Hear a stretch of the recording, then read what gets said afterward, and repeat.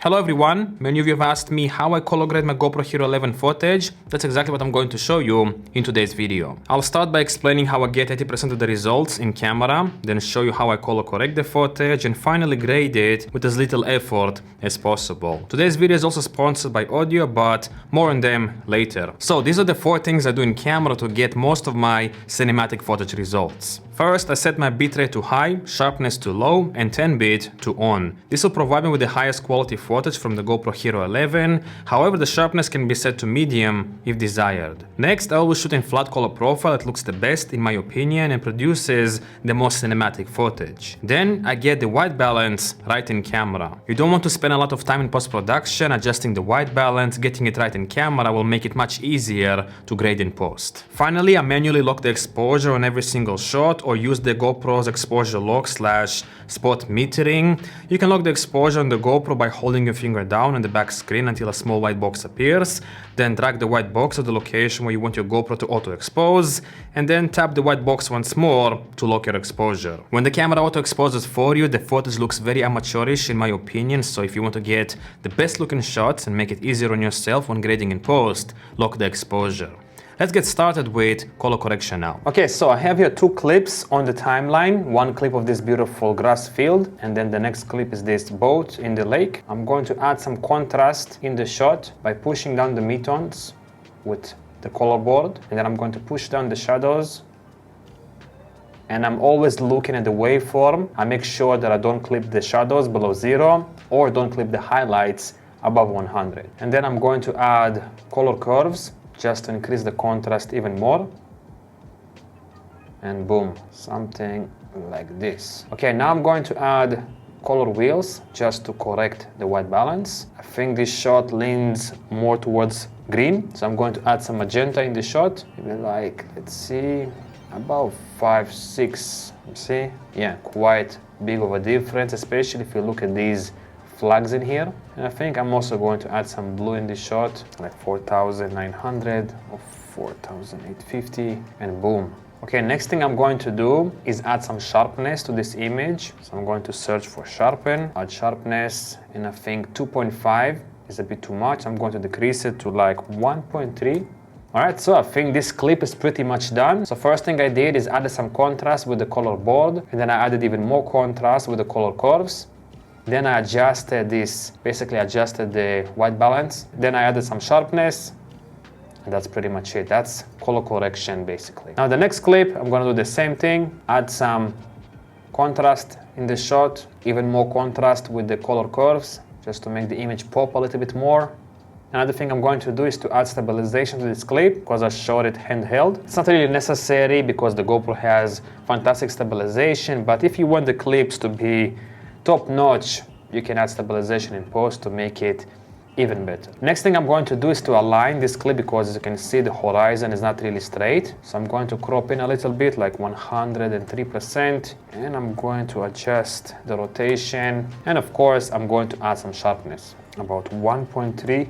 One thing that I forgot to do is to adjust the white balance because this shot heavily leans towards green in my opinion, so I'm going to push it towards magenta. So first thing I did is applied some contrast with the color board, then contrast with the color curves, then some sharpness, then adjusted the white balance, and finally I've aligned the horizon on this clip, just like so. And also of course added stabilization because I shot this clip handheld. At this point, I would like to thank today's video sponsor, Audio. Are you a solo creator like me looking for high quality music or sound effects for your next video project? If so, you should look into the Audio Pro Plan subscription. With the Audio Pro Plan subscription, you can download thousands of high quality songs and sound effects for your videos with no restrictions. You are free to download as many songs and sound effects as you want. Each week, the Audio team adds between 50 and 100 new songs. As a result, you'll never have to worry about not being able to find the right music for your videos. The Audio Pro Plan licensing covers anything from YouTube, TikTok, Instagram to weddings or even commercial projects. Furthermore, if you decide to cancel your subscription, the license on your videos or projects that you posted while it was active will never expire. The Audio Pro Plan subscription costs $199 per year. However, if you use the link down below and enter the code PRO70, you will get 70% off your first year. That's $59 instead of $199 for the first year. Thank you Audio for sponsoring this video, and thank you for watching.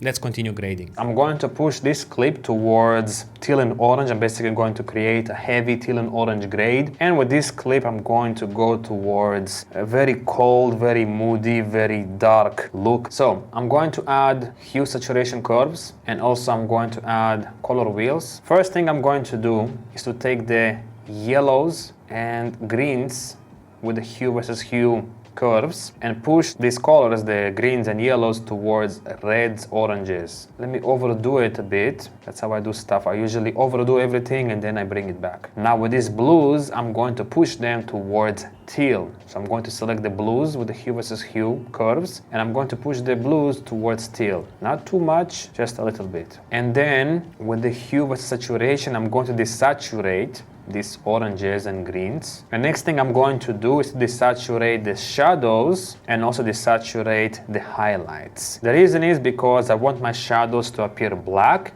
and my highlights to appear white as much as possible. Now next thing I'm going to do is open these color wheels too. First of all, I'm going to push the shadows towards teal, just like so. Next thing I'm going to do is push the midtones towards orange red quite heavily. I'm going for this heavy teal and orange look. And then with the highlights, which is the sun basically in this shot, I'm going to also play around with the tones, and I'm going to push it towards yellow like that a little bit. And I see now in the highlights I have too much green, so I'm going to open the color curves and I'm going to reduce the green from the highlights. Let me see what the blue does. Maybe like this. In my opinion, it looks fantastic.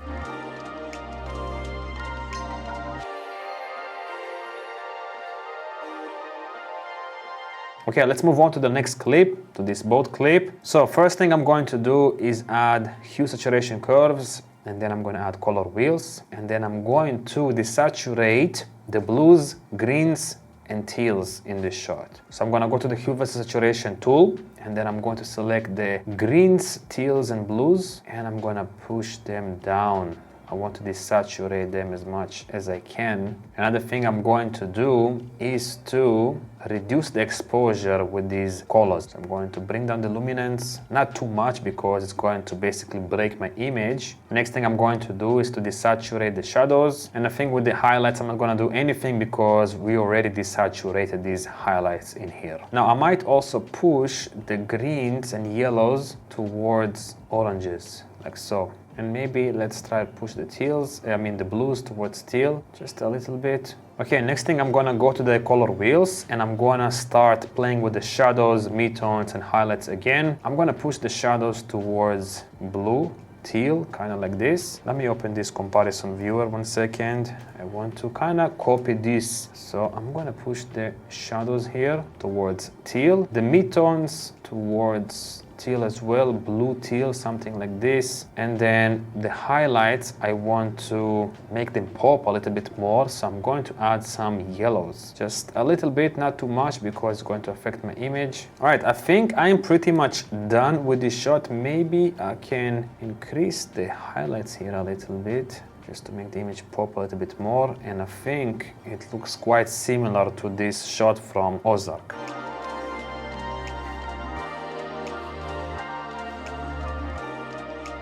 Now, if you don't want to do all this heavy color grading with your GoPro footage and you just want to apply a LUT, I've created two of them for the GoPro Hero 10 and Hero 11. So the first LUT is called Mars. Mars is basically like warm, teal and orange warm. So I'm gonna select Mars 12. As you can see, it creates a heavy teal and orange grade, but obviously I don't have to use it at 100% intensity. I can reduce the intensity to roughly about 70%, and it looks pretty much the same as the grade shade we did together a little bit different. Actually, it looks better, especially here on the lake. It looks more teal and more interesting in my opinion. And here it looks a bit too blue for my eyes. Now the next LUT is called Moon, basically cold. As you can see, it adds a lot of teals, blues to the shadows and mid-tones, and also some yellows to the highlights. Again, if you don't like this kind of a moody look and it's too blue for you, you can adjust it with the slider to like 50%, and I think now